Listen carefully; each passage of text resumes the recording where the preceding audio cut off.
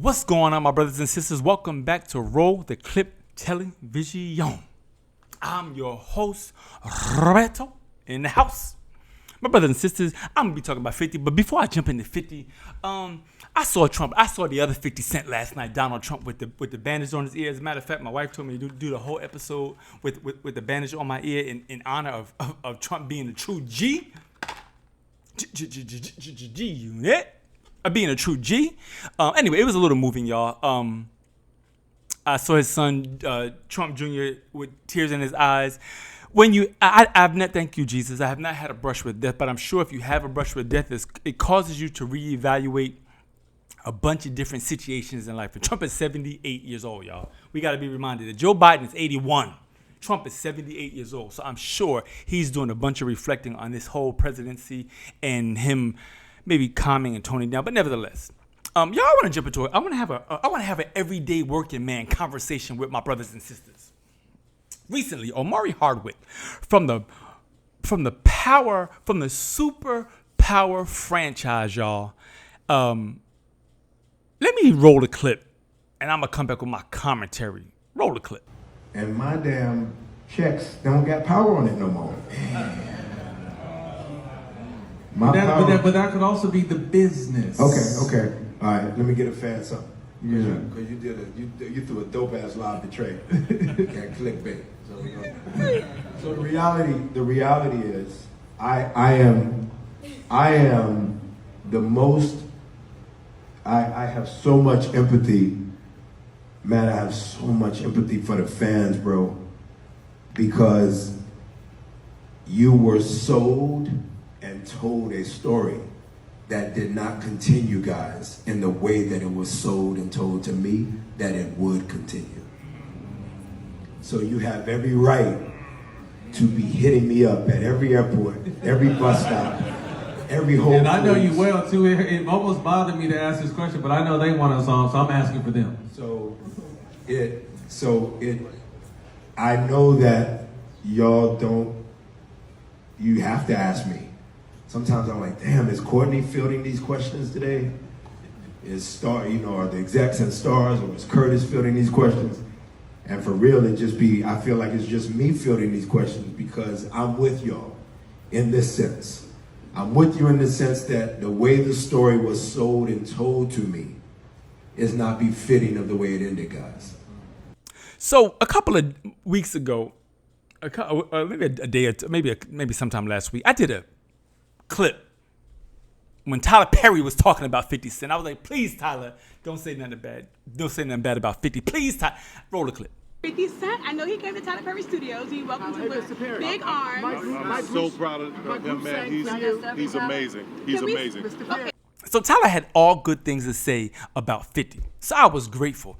But then I saw OMARI. I'm like, no, don't say nothing bad about 50. Call him. Have a conversation with him. Because y'all know when you're on a platform like this and you're on these social media airways, these things gonna get turned all the way upside down. I thought the conversation was very interesting. From an everyday working man point of view, so I found out that I believe he was on 6 seasons. The Breakfast Club said that he was getting paid $120,000 to $150,000 per episode. That's a nice piece of change. He's saying that he found out he wasn't getting paid as much as others, which might be true, y'all. But I'm an everyday working man. If somebody gonna pay me $150,000 per episode and it's 10 episodes, do the math. I'm gonna be okay with that. Maybe as an actor, and it's his craft, and he wants more because he believes I do believe I deserve more too. But I'm gonna tell y'all, I might be happy with $150,000. Would y'all be happy with that? Would y'all be happy with $150,000 per episode? $150,000 per episode, I must still be happy with at this point in my freaking life, y'all. So, as an everyday working man, it comes across like he was ungrateful, but I'm not in that industry, so I'm gonna give him a pass on that. My beef with this situation is address 50 publicly. I said this before, I'm gonna say it again. 50 is the biggest troll on the internet, and 50 don't have no. Listen, in this industry, at least where Omari was, maybe he's going to a different level in Hollywood or whatever he's going to do, but 50 still controls a lot, and I was still hoping to see Ghost re-emerge and reappear by some miracle back on the Power franchise. Because I'm gonna say this, my brothers and sisters, I've watched the Power franchise. I like the Power franchise up until Tariq. When Tariq jumped on board, I have not watched it a day since he did. I haven't even watched the new Tommy episode. I watched Raising Kanan. I'm watching BMF. I'm okay with those right now, as long as it doesn't get crazy.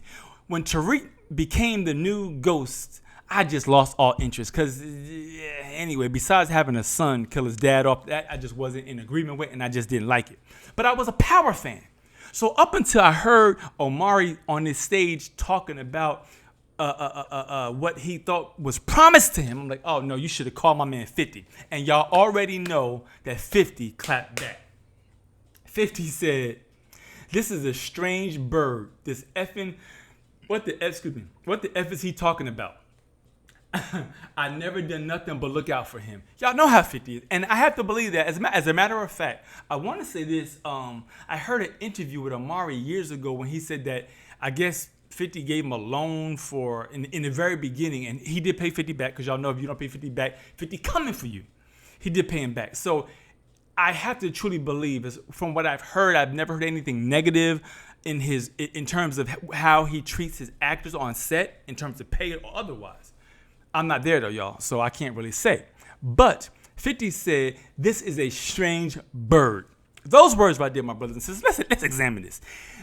This ninja, for those of you people who don't know what ninja means in African American language, it means the word, y'all already know. I can't say it on YouTube or any other social media site because I might get blocked or banned. But he said this ninja is a strange bird. What the F is he talking about? I've done nothing but look out for him. And he gave him a shot. So that's where my little uncomfortableness comes in there, because I'm like, look, I get it. You on the platform, we all get emotional. I guess the Power franchise is doing so good, and I don't know really what the behind the scenes were, but they killed my man off, and I guess he didn't expect it. But my thing is, conversational. Was it an executive decision? Talk to 50. It appears that you guys had a relationship at one point. Talk to him. Hey, look, can we talk about spinoff, bringing me back, something else, going back in the past, something to that nature. But what I do know never works is blasting 50 in public. That, my brothers and sisters, would never work, and I think that this is the issue. I do have a personal message for Mr. Curtis Jackson.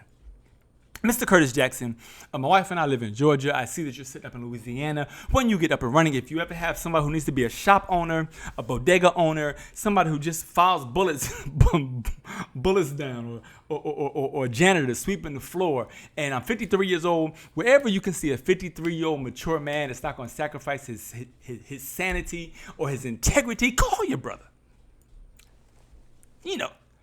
5,000 episode, 2,000 episode, just 50, just give me 3 or 4 episodes. Just get me in the door, 50. Nevertheless, y'all, 50 has employed a lot of Black and Latino, let's get this right. And I mean, he's employed all races, but on screen, because up until this series, you didn't see a lot of this kind of genre in terms of American gangsterish spin-offs, and a lot of it, some of it is positive, some of it is not. Nevertheless, it is telling people's real life stories. If you did not grow up in the hood, you won't understand these stories. But I grew up in the hood, so I have a sentimental value system to some of these stories, especially BMF. But nevertheless, y'all, let me know what y'all think about this video. I thought it was a little interesting. I think when we all get to a different place, a point in our lives, we know we deserve more, and rightly so. And so I think this is just a case of Omari knowing he wanted more, he deserves more, and I do pray and hope that he gets everything he desires. I just personally feel like if you're going to come at 50, you got to be very mindful. Come at him a certain way so that you guys can work it out. And because at the end of the day, 50 still wields a lot of power, although he is not God. Omari says to trust God, y'all. Let me know what y'all think about this video. I thought it was interesting, to say the least. But I'm always speaking from an everyday working man's perspective, because that's what I am. 40 hours a week, 5 days a week, overtime when I can, to provide, to pay for, to keep my sanity in this world we live in. The reason why I create content, because that is my passion. So I can understand what Omari is talking about, because this is my passion. So when something is your passion and you're getting paid for it, I have not experienced that feeling yet, my brothers and sisters, but one day, y'all might see me come on here and tap the screen and say, hey, I'm gonna need y'all to give me $150,000 a podcast. I might come up here and say that kind of stuff. I don't know. I might jump off off the ledge, y'all. Nah, I'm joking. I'm really calm, very down to earth. Not calm on a microphone, but in terms of my thinking, I like to be low key. I could have 1.7. Let me ask y'all this. For those of you who watching, those of you who stayed this long, if you had $20 million in the bank right now, what would you do? If somebody gave you 100,000 per episode, 6 episodes, that's 600, what would you do with all that money? In my younger years, I would tell you I would blow it on something crazy. But at 53 years old, my brothers and sisters, I would put that joint in the bank. And I would live exactly the way I'm living today. Yeah, I'll pay up some debt and do some other things, but I will still stay in my little Toyota Prius. My wife would still drive her 2-door coupe. That's on her. That's her baby. And now that I might say, y'all, I would definitely upgrade my wife's coupe to. She has a very nice coupe right now, but nevertheless, I would upgrade it to a better coupe because I like to spoil her. That's my baby. I spoil her. But nevertheless, what would y'all do? If you tell me you're gonna run out to the car dealership and buy a car, if you don't secure your future, my brothers and sisters, you don't know how to handle money. But that's a different conversation for a different podcast. Thank y'all for checking out Roller Clip TV. Do me a favor and subscribe to Roller Clip TV, and I'll be back with another podcast video, Roller Clip video, Robert video. Got something to say. Hey, you got something to say.